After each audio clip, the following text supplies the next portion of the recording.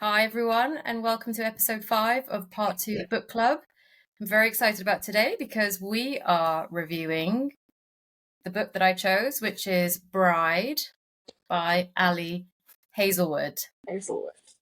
Now, I think it's pretty obvious who enjoyed it and potentially who didn't. But to kick off, I think just to give a brief synopsis from what I can remember, because I did read it a while ago.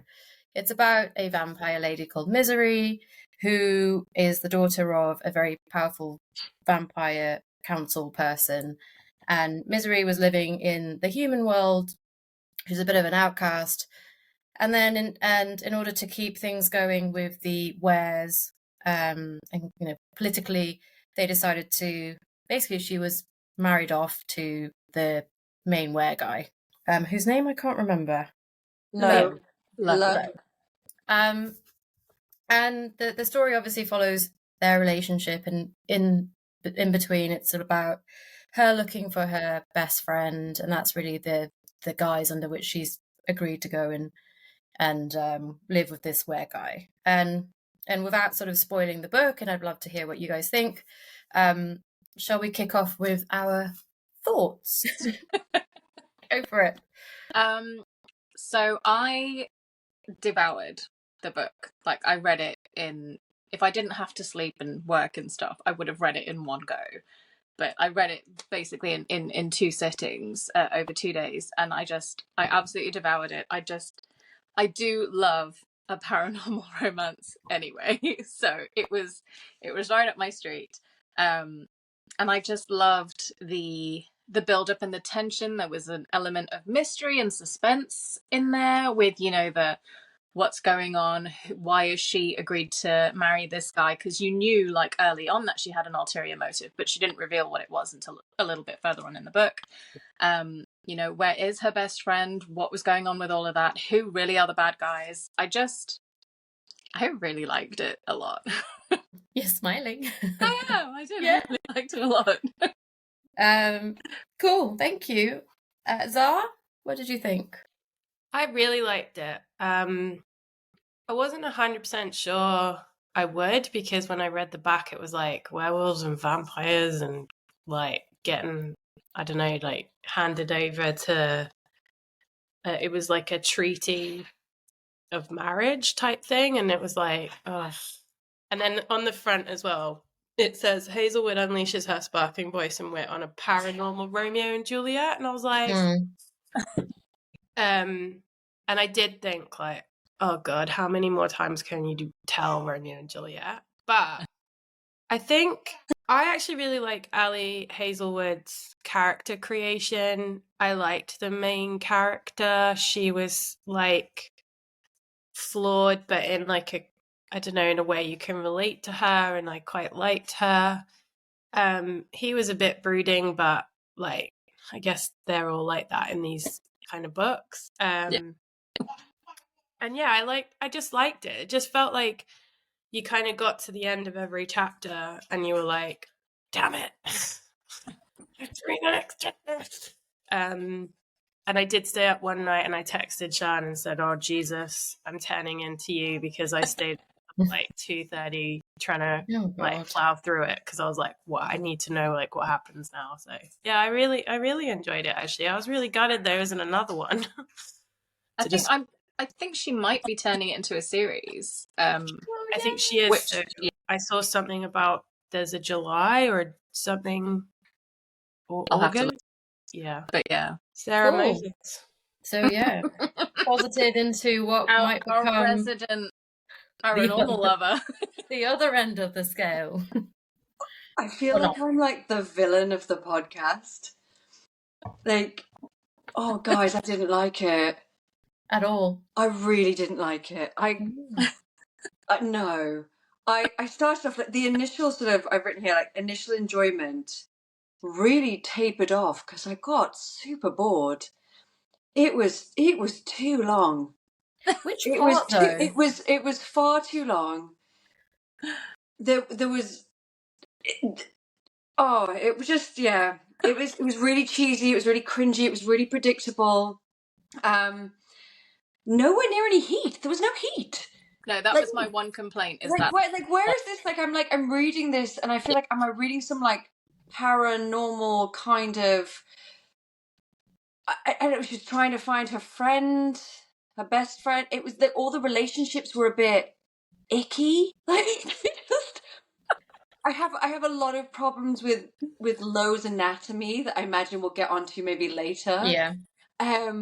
Which I really struggled with, because then when it came to the sort of like the hot bits, I couldn't. I struggled through them.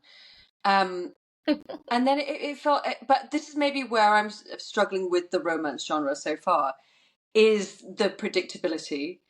Is, of course she was going to get kidnapped. Like, of course she was. Like, and then she was going to obviously then find the friend that she was looking for, and of course he was going to say to her, oh, I don't love you, you're not my mate, but hold on, in 2 chapters you are. Like, it just, yeah. I think the positive from it is, I think Ali Hazelwood's an excellent writer in terms of, like, we say that the grammar, the punctuation, I think she's a really good writer. I just found the actual story didn't need the amount of words that what was good though, I do think that she managed to effectively convey the characters. So I could picture Low, I could picture Misery. Did I like either of them? Not really, but her descriptive language was excellent. So there are real positives. I just found them both a little bit sort of draining. So interesting.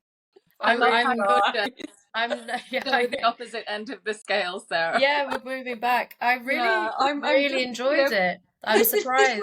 This wouldn't be fun if we all agreed, would it? No. No, exactly. And you're obviously entitled to your own opinion. I think what I really enjoyed about it, like what Zara had said, was I was quite gripped by the end of each chapter. I did want to know, it made me want to go on to the next one. And yeah, there wasn't so much. I mean, it was predictable with the whole, am I smelling bad? Is it me? Am I really stinky? Is that why he doesn't fancy me? That tension or the build-up was fairly obvious, but it wasn't in such a way that I didn't want to keep reading. I think the storyline around it, I didn't actually think was all that predictable. So, you knew there was a bit more mystery, and I think the pace was really good. I think you're right. I think she's an excellent writer. And it's the first book I've ever read by Ali Hazelwood. And I thought the romance part was really well written. Like it was sexy. There was tension. It was, there was a lot of description, but not in a, like the other book we read where Your Dad Will Do. It was just so full on. Whereas this one I thought was a bit more tasteful.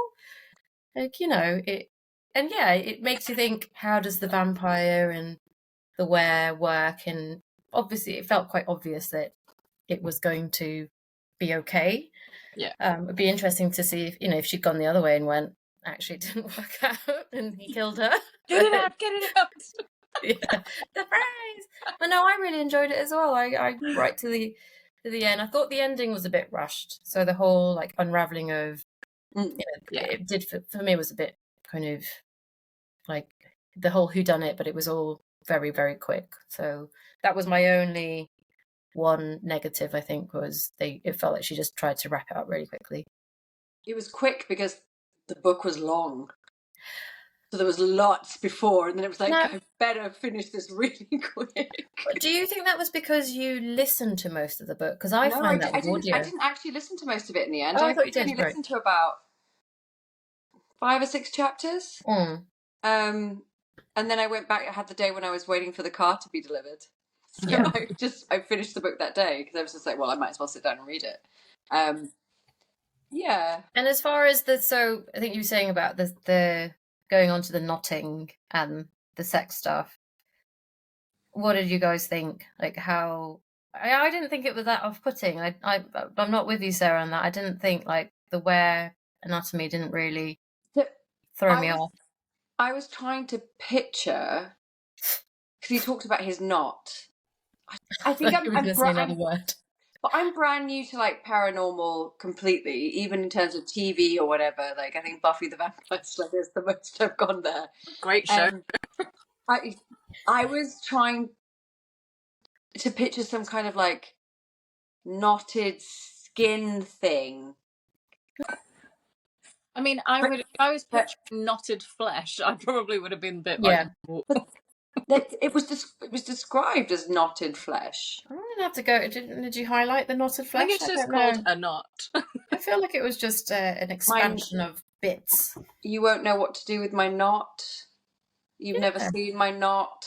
Like, yeah, but in werewolf and shifter you. a knot is just what it's called. So if you like, okay, now you need to explain what this is because I genuinely don't know. If you watch like animated werewolf porn, don't watch animated werewolf porn. But if you go and like look some up now, you'll see what it is. Hang on, Charm. Did you Google? Have you watched animated werewolf porn? Yeah, I wanted to know what a knot was. Oh, okay. The first time I read one. Right, hang on. Got a screwdriver. Right, imagine this is Mr. Bean. This bit at the bottom, it swells. Okay, I can't see the bottom. Oh, so just the bottom of the shaft, it swells to keep him locked inside. That's all. It's just the base of the shaft swells. Happens with like foxes, right? When they have sex. That's more barbs, isn't it? Yeah, there's more barbs, but it's a similar kind of concept. Yeah, to keep them inside for like maximum protection. Yeah. Zara, how did the knotting make you feel? To be honest, it was a really minor part of the storyline for me. Yeah, I'd almost forgotten about it until you just talked about it then. It really wasn't a big thing for me. That's how I pictured it, or that's certainly how she painted it in the story. The knot wasn't the biggest part for you? Yeah, it just wasn't, the knot really wasn't a big part of the storyline, I think. It was just a kind of natural, like, paranormally thing that I was kind of trying to wrap my head around. And I think it was one of those, it was almost an analogy of, like, could they make it? Like, would it work? But what I liked about it was how she had written that he had already like resigned, so he'd already sort of in his head been like, well, that's just not something we'll do, but it doesn't matter because I love you and I want to be with you, and so we'll make it work. And I quite liked that. I liked that no matter what he wanted, he was going to try and make it work, even with all the other obstacles of him being a werewolf, her being a vampire, and all the other things that were going on around them in terms of like the issues with the conflict and stuff. So I actually found it quite a cute thing. And then obviously, like, it was no surprise that obviously it worked. Yeah. I actually also enjoyed her when she wrote, when they first had in like penetrative sex, that it was good, but there was also that moment of like, am I hurting you? I don't know, that drew me back to like, you know, the first time you have sex in life as a human being. And I thought that was a lot. I actually really liked the way she wrote that. So, but again, the knot was like by the by for me. I think for me, the book was less about like romance relationships and more around family relationships and what it means to create a family that isn't your biological family, and like how I think sometimes the family that you choose can be more powerful and more important than the family that you're born into. And that was my biggest takeaway from this book, because he obviously had his pack, and that whole concept of like they were a pack and they were together and they would defend each other to the death, even though again they weren't blood related. And then she was the opposite of that, where her family had basically like disowned her into like sold her off, and she'd found this girl who was not like her, and yet they were now sisters. So yeah. Yeah, that's when I wrote down something similar about, well, we were talking about themes of that, and actually away from the romance, I'd written something around being like loneliness and actually then sense of belonging, because she clearly didn't belong in her own world of the vampires. She tried to make herself be part of the human world, and she found somebody who accepted her, and that was true love to her, was this friend that she found. And then to go to the I mean, I actually found it quite touching. It was quite sad when she goes to the werewolf and she sees that the love they have, like you say, the pact, the brotherhood, and the family set up, and the little girl that he's so protective over, and his sister, right?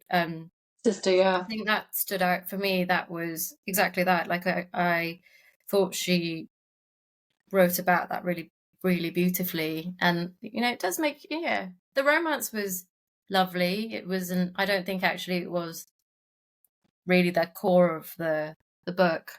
No. Even though it's classified as being a paranormal romance.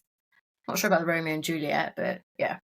Yeah, I think it was very, what's the word I'm looking for? Tenuous link to Romeo and Juliet, just in that the factions didn't get along. Yeah.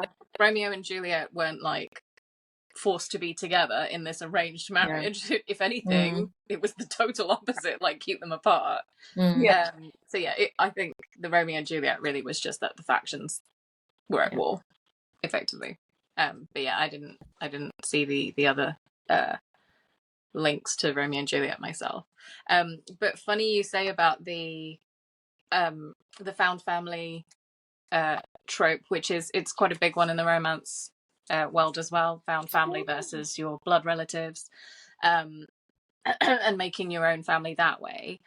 But what you said, Zara, about how he was he wanted to be with her regardless.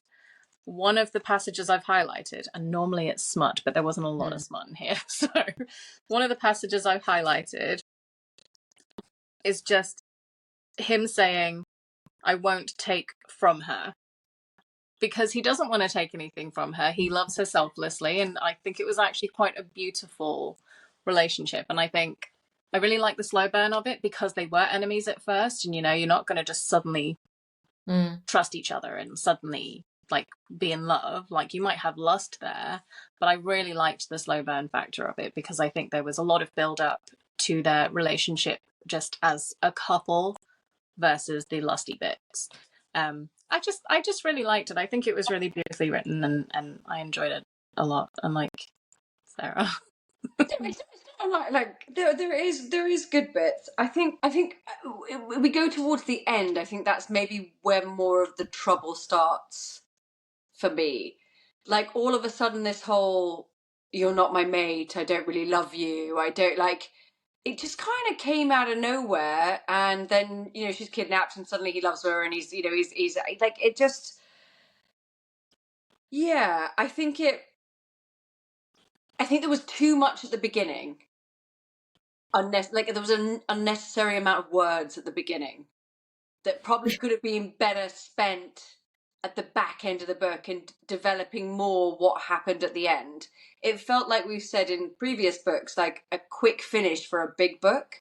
And I don't necessarily think it needed all of the, and having, now read, more of the romance novel, like the sort of the slow burn, I don't dislike. I just found this slow burn to burn a little slowly for a little too long. And it wasn't as, to me, I don't feel like I've really read a romance book in the sense that I was expecting to read romance books. I feel like I read a vampire werewolf, do you think those human world book. I don't feel like I read a romance book. Do you think, Sarah, you've got the wrong, like, it feels like when you're talking about this and what was the other one? Runaway Love. Runaway Love. Mm. Like, your preconception is sex. More.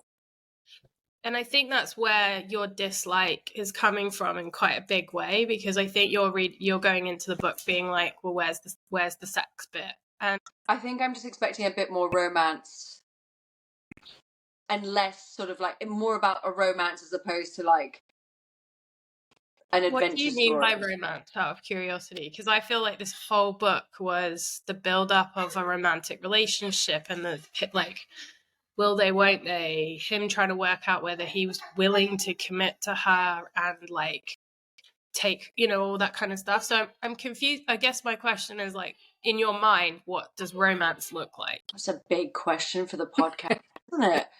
In my mind, what does romance look like? But I think it's important that, Well, because I don't want to spoil obviously the book that we're reading at the moment, that we obviously all have differing opinions on too. But I get more a romantic build-up from that book than I do from this. So how do I? This felt more like interesting, and it might be because I am not personally interested in the paranormal. Yeah. So it might be because of that I'm not seeing the romance in it because I'm too caught up in the vampire, werewolf, human sort of thing that I'm not, I'm not engaging with that I'm missing the other stuff. Like there is a lot of no, there's not a possibility of that because that's really not my interest. That I'm missing the romance bit because I'm too like this, like when she sort of like bites his neck and he's like, feed from me, and I'm just like reading it going, this is really grossing me out. I'm not like, so I'm probably missing, there's every chance that but whereas you're then going into like say a book we're currently reading where it's more there's no paranormal. I think also with the book we're currently reading is it is solely focused on the couple. Like there is no other plot. Like literally nothing else happens apart from the build-up of their relationship. Yeah, exactly. So, the books we've read so far, apart from obviously Your Dad Will Do, there was no build-up of anything there. No build-up, straight in. Straight in. Just go. Yeah, but the other books have been more of a romance with massive plot behind them. Well, this one maybe not Runaway Love, but there's been other stuff going on. Whereas the book we're currently reading, there's nothing else going on. It's just the relationship. Which is interesting because I've read some other romance, in that category, novels that are there's a lot of story and plot. And I think it's because I actually just prefer those books where, yes, some romance is there in the background, but actually it's not just about the two. So maybe it is just I like picking or identifying the types of romance, novels you like. It might be as simple as I just didn't like the story. Yeah. Like you don't like vampires, you don't like paranormal I didn't like the actual story. Like that wasn't something that I was very engaged with. But I'll go back to it time and time again. I think she's a really good writer. I have already chosen our next book, and I kind of chose it with you in mind, Sarah. So I've not read it. It's a sort of cozy mystery type vibe. Do you like a mystery? And it's by an author that I really like, and Zara's read some of her books as well. Zara really likes her writing. And this is a series, but this is the first one in the series, and it's like a cozy mystery type PI kind of detective murder happening in the village kind of thing. Who's the murder? There we go. So that's why I was like, I've chosen this based with you in mind, Sarah. So please don't hate me if I don't always like the books, guys. That's all I meant to say. We won't hate you. Oh, we won't, because that's bound to be like you guys quite like personal taste. You liked the last one. I absolutely disliked it, so it's not my thing at all. Like, so is anything where a man and a woman get together classed as a romance? It's how I class it. So if it kind of opens a romantic relationship it's got to be pretty central to the plot, though. It can't just be like this couple get together whilst everything else happens. See, I think what was central to that plot was Anna or Anna, I'm not sure how we're pronouncing it, and the quest to find Serena versus actually the romance. Have you just made up the names of the characters? No, Hang on. it's your book. It was Anna. Misery. Misery. No, the child. Oh. I think it's one of the central plot things was Anna and Serena. And Oh, I see. Yeah, the child and the friend that was missing. As opposed to the central. sister. I was like, Yeah. As opposed to the central plot line being their relationship. But I do think their relationship was still a focal point. It wasn't just something that happened by the wayside. It was still a focal point. I just don't think it was the whole story, or like the. There was a lot in there. Yeah, there were lots. There was a lot of other stuff happening, but I think personally, how I class romance is just as long as there is a romantic relationship that is a focal point. I generally would class it as a romance. Not everybody would, but I do. Get ready for Sense and Sensibility in a few books' time, guys. Oh, Jesus Christ, no. Essential to the Sean has left book club. All right. Do we want to talk about any other themes in that book? Are we done? The only other theme that I really enjoyed was, and I don't know if it's a theme, but I really enjoyed that the main character, Misery, was clearly somewhere on a spectrum. And, you know, she was pretty open about that. You know, she doesn't like social interactions. She didn't look people in the eye. The bit at the beginning where she was talking about being at work and like that guy coming in and her, you know, making fun of her and that kind of thing. I liked that. I liked that she was clearly a character that wasn't, you know, the happy-go-lucky, you know, go back to Runaway Bride, you know, she was beautiful and she was this and she was that and she was energetic and she was social and she made friends with everybody in the cafe immediately. You know, I liked that she was kind of awkward and like, but she knew it as well, and so she was really, it was really honest writing, and I think that's what probably endeared me to her really, really quickly and early on in the book, because probably some traits of hers that I definitely have and have often thought I'm definitely on a spectrum somewhere, but I really liked that about her. And then I liked that the little girl whose name's gone clean out my head, Anna, she like filled in the bits of Misery that were kind of that she didn't have, so the bubbly personality and the outgoing and the like really free-spirited part. And so that relationship I felt more bonded to. And then the other theme which I spoke about before, which is the family you choose versus the family you have. And I thought that was actually just a beautiful theme through the book that I think I really wanted to know where Serena was, and I started to get really invested in like, oh God, is she dead? And like, that'd be really crappy if like they just find a body or something. And then there was the whole other werewolf pack, and there's a big part of me that wants to know more about that whole story and scenario and like what happened there. And I liked that. I actually, I think we've talked about it a lot, but the romance for me was like probably tertiary in the grand scheme of the book. The other thing that the other character I really, really liked was her brother. Yeah. It's just so blasé and like he was just like entitled, but whatever. He was like a douche, but he's in on the joke of being a douche. Like I don't know. I really liked her brother, and there were a few characters that were like the dad. I'm like, oh, could you like every vampire king or whatever they're called in every book I've ever read in every series is exactly that guy, right? Like but that was probably it for me. I think it might have been, just to go off what you were just saying there, I think it might have been more interesting if Serena was found to be dead.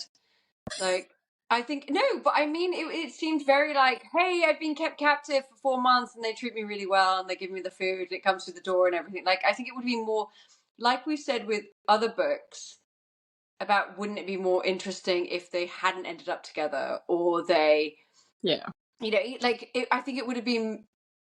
I think it was very predictable that she'd just been held captive safely. And she was like, oh, now I've got another person here. Let's punch him through the cubby hole. And look, now we've escaped. Yeah. Serena had died in this book, I would have been fucking fuming. I would have been like... I would have been okay with it. I would have been absolutely okay with it. Been like, okay, so, you know, a bit more of an element of mystery. So Wasn't that would just take the turn for the worse? Like, no one wants to read that. It's so depressing. And Sarah. much I don't want Serena dead, to be clear. Let's just say. Clearly you do. You've just killed her off. I just think it would have been maybe something a little bit more. But I, you know, at that point, I wasn't enjoying the book, guys. So, yeah, that's true. You know. So I am a very suspicious person when I read any book with even like the remotest element of mystery or suspense, and I suspect everything and everyone. And I spent a good portion of the book going, is Serena in on it? Is she a bad guy? Yeah, I thought she would have. That would have been better. And I spent a very big portion of the book suspecting Serena. Same. And then they found her. It's like, okay, maybe not. And I was like, oh, okay, no, she's fine. We're good. Yeah. That, Sian, you have just made Bride so much better. I should write, but someone else has to give me the plot, and then I'll just tell them what to do. That would have been cool. You do scores on the doors. Let's go. Right. So go in order of who spoke. So Shani, Me. what was your I gave score? it 5. I loved it. I did. I loved it. Amazing. Oh, I was I'm a 5. A very firm 5. Awesome. Sarah, this is drum roll. 1. No, listen, I'm a 1.5. And that is for the grammatical skill of Ali Hazelwood. Okay. Surely. Yeah. Alicia? I was going to go a bit lower, but actually I'm going to give it a 5 as well, because I just thought it was following on from the last two, I was so goddamn happy to read this book and be engaged. Well, yes, exactly. Yeah, I flew through it, and despite some of the little things that weren't so great, I thoroughly enjoyed it. So big fat 5. Right. I can't go 5. I could never go 5. But again, it's not. We're rating romance novels. We're not rating. Well, not even War I and don't need Peace. to leave the better. If I liked it, I liked it. Yeah. Sorry to drag down the average. So, just as a reminder, the next book we are currently reading, is Say No to the Duke by Eloisa James, the New York Times best-selling book. Say No to the Duke by Eloisa James. I'm saying a hard no to the Duke. I really wanted to say no to the Duke, but I was told I wasn't allowed to. Anyway, we'll come back and talk about that another time, unfortunately. Thanks again for listening. Don't forget to follow us on the socials. We are part2_book club at Instagram. And we are Part 2 Book Club on YouTube. Remember, you can search for us on all the major podcast platforms. We're just Part 2 Book Club. So thanks again for listening, and we'll see you next time. Bye. Peace out. Bye, guys. Bye.